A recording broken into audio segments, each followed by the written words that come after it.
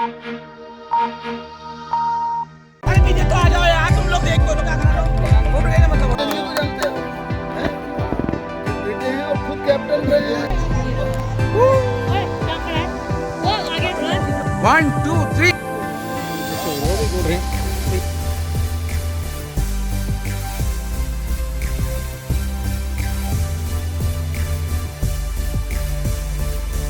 जो एक कहते हैं ना ढाका जो नेता का होता है और एक खिलाड़ी का होता है, तो मैं टोटल खिलाड़ी के तौर पर आपको कह रहा हूँ और बेहद खुशी महसूस करता हूँ।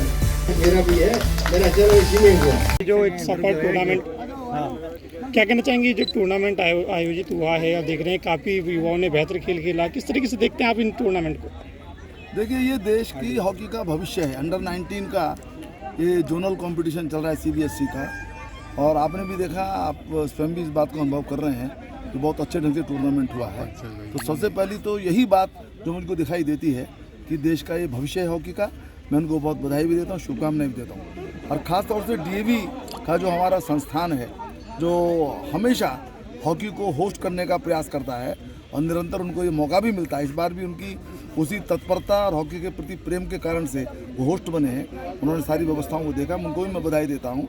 और मुझे पूरा विश्वास है एस्ट्रो टर्फ लगने के बाद से यहाँ पर टूर्नामेंट होते रहें, निरंतर होते रहें। और जो मेरठ का इतिहास है, यहाँ मेजर ध्यानचंद का पसीना गिरा है, यहाँ अशोक जैसे लीजेंडरी खिलाड़ी ध्यानचंद जी के सुपुत्र उनका जन्म हुआ है। तो इस भूमि की जो परंपरा है हॉकी की दृष्टि से, वो पुनर्जीवित हो, आगे बढ़े। मैं यही कामनाएं करता हूँ और सबको एक बार फिर बधाई और शुभकामनाएं। ये एक बहुत ही मूल्यवान हमको एक मेडल मिला है। और हमारी टीम, भारत की टीम, चाहे वो बालिकाओं की हो चाहे बालक की हो, लड़कों की हो, बहुत अच्छी हॉकी खेल रहे हैं। और जहाँ जहाँ मैं जा रहा हूँ वहाँ लोगों का एक ही लाइन सुनने को मिलती है कि इस बार भारत ने बहुत अच्छा काम किया। तो ये जो जनमानस के अंदर ये बातें आती है कि हमारी हॉकी जो है इम्प्रूव कर रही है और हमारे लड़के अच्छा खेल रहे हैं, तो हमको ये मानना चाहिए कि वाकई में हमारे लड़के अच्छा खेल रहे हैं और बालिकाएँ अच्छा खेल रही हैं। उनको ब्रॉन्ज मेडल मिला है लड़कियों को। और आज की हॉकी के अंदर ये जो नया एक उत्साह मैं देख रहा हूँ, और ख़ास तौर से स्कूलों के अंदर, ये मेरे लिए, मेरे उस उन बातों के लिए जिसकी मैं कामना करता था कि स्कूलों के अंदर बच्चे आगे बढ़ें और उनके जितने हमारे प्राध्यापक लोग महोदय या स्कूल संस्थाएं हैं, वो खेलों को बढ़ावा दें। और उसका नतीजा एक मुझे आज देखने को मिल रहा है इस स्टेडियम में, जिसमें बरसों पहले मैं और मेरी टीम यहाँ पर आके खेली है, चाहे वो इंडियन लायंस की टीम हो या इंडिया की टीम हो। तो एक बड़ा अच्छा, कहते हैं ना, फीलिंग मानव के अंदर, मनुष्य के अंदर फीलिंग ही तो है, अनुभूति है, और वो अनुभूति मैं फील कर रहा हूँ। और मैं यहाँ के टूर्नामेंट कमेटी को सभी को, खासतौर से हमारे सांसद महोदय हैं, उन्होंने जो रुचि दिखाई उसके लिए मैं उनका बहुत बहुत धन्यवाद भी करता हूँ। और ये समझता हूँ कि आने वाले वक्त में मेरठ, जो मेजर ध्यानचंद की आखिरी पोस्टिंग की जगह रही है, जहाँ पर मेरी पैदाइश हुई है, वो मेरठ का नाम खेलों के अंदर अग्रणी हो, आगे बढ़े, यूपी आगे बढ़े, देश आगे बढ़े। सर, पेरेंट्स के लिए क्या संदेश देना चाहेंगे? क्योंकि पेरेंट्स शिक्षा पर तो फोकस करते हैं, लेकिन अब भी देखा जाए खेल के प्रति इतने जागरूक नहीं। वही इसके लिए तो आज यूनिवर्सिटी खुली है, स्पोर्ट्स यूनिवर्सिटी, कि आपको खेलों के अंदर अब डिग्री मिलनी शुरू हो जाएगी। तो एक शुरुआत हो गई है, तो ये शुरुआत हमारे सभी के लिए बहुत अच्छी। जब हम कहें कि डिग्री इसके अंदर मिलनी शुरू हो रही है स्पोर्ट्स के अंदर, तो अब आप समझ लीजिए कि वो पेरेंट्स भी अब इस बात के लिए ज़्यादा बच्चों को फोर्स नहीं करेंगे कि आप साइंस लो और मैथमेटिक्स लो और लॉ बनो, ये करो। तो खेलों के द्वारा भी अब बच्चे आगे बढ़कर अपने जीवन यापन कर सकते हैं। सर, हॉकी के गौरव को हम फिर देखिए, हर चीज़ की एक मानसिकता होती है। आज हमारे देश के अंदर जो एक उतार आया है, पहले आया था खेलों में हम डाउन चल रहे थे, लोगों के दिल छूट गए थे। अब हम जीतना शुरू किए हैं और वो जीत की खुशी सिर्फ खिलाड़ियों तक नहीं है, पूरे देश के अंदर है।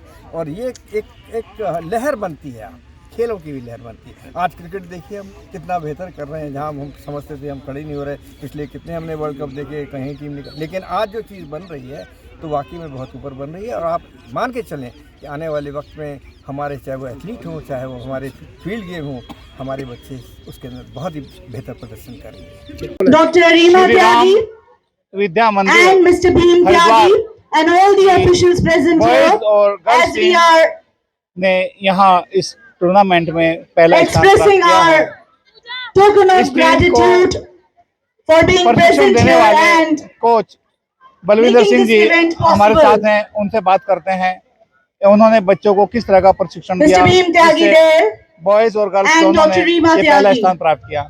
बलविंदर सिंह जी, यहाँ इस टूर्नामेंट के बारे में थोड़ा आप बताइए और The बच्चों officials are also present here. I would request the पहले तो मैं officials बधाई देना चाहूंगा अपने आपको मेरठ के to be शहर को present जिन्होंने here for इतना the अच्छा same. यहाँ पे ऑर्गेनाइजेशन किया। और ये सीबीएसई का लगातार इन्होंने तीसरी बार डीएवी ने जो यहाँ पे आयोजन किया है सीबीएसई नॉर्थ जोन 1 को, तो ये बधाई के पात्र हैं। आपने अपने बच्चों को किस तरह से प्रशिक्षण दिया कि वो यहाँ तक पहुँचे? All staff members of DAV Meerut, wherever you are, please come close to the stage for a group कैसा photograph सुखद लग रहा है और while we culminate प्रशिक्षण the के लिए event. आपने क्या क्या All the staff members of DAV Meerut are requested to come close to the stage. अगर मैं प्रशिक्षण की बात करूं तो All the लोगों को officials are अभी जो requested हमारे to please hockey come India के close. द्वारा जितना भी प्रयास किया जा रहा है हॉकी में ग्राउंड लेवल से हॉकी को ऊपर लाने के लिए ना, All the officials who उसका have एक छोटा सा कण मैं भी हूँ। उनके हॉकी इंडिया द्वारा FIS कोर्सेज कराए गए थे जिसमें मैं अभी FIS लेवल 2 कोच हूँ और उनको मैं कंप्लीट पूरा क्रेडिट मैं हॉकी इंडिया को देता हूँ, जिनकी वजह से आज मुझे इतना कुछ नॉलेज मिली और मैं उसको ग्रास रूट लेवल पे अपने बच्चों में लाने की कोशिश कर रहा हूँ।